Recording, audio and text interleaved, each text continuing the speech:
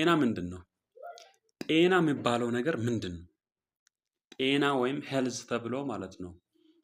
በተለያየ መንገድ ይወራል፣ ይነገራል። ለእናንተ ጤና ማለት ምን ማለት ነው? እኔ ፐርሰናሊ ጤና የሚባለውን ነገር በትክክል የገባኝ ስላችሁ በአእምሮ ሳይሆን በውስጥ በኩል የገባኝ ስለ ማንነቴ መጠየቅ የጀመርኩ ጊዜ ነው። ስለ ማንነቴ ማወቅ የጀመርኩ ጊዜ ነው። ጤና የሚባለው ነገር መረዳት የጀመርኩት ማለት ነው።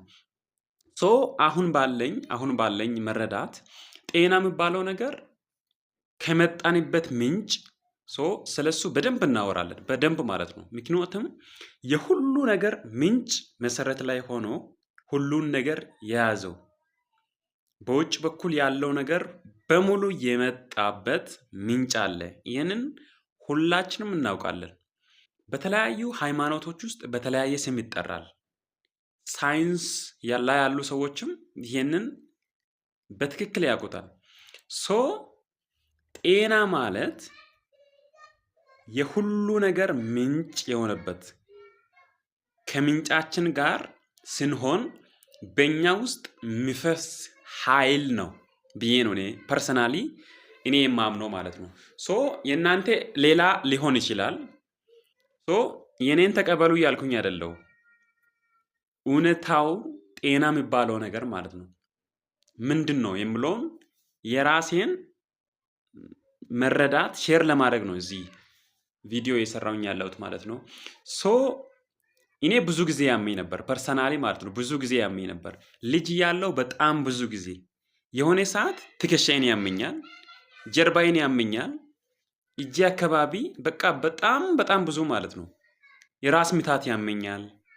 የተለያየ በቃ የቱን ነግሬ የቱን ልተው ማለቴ አንዳንድ ጊዜ ደግሞ አንድ ላይ ሆኖ ማለት ነው ጀርባና የራስ ምታት የሚያመኝ ጊዜ ነበር።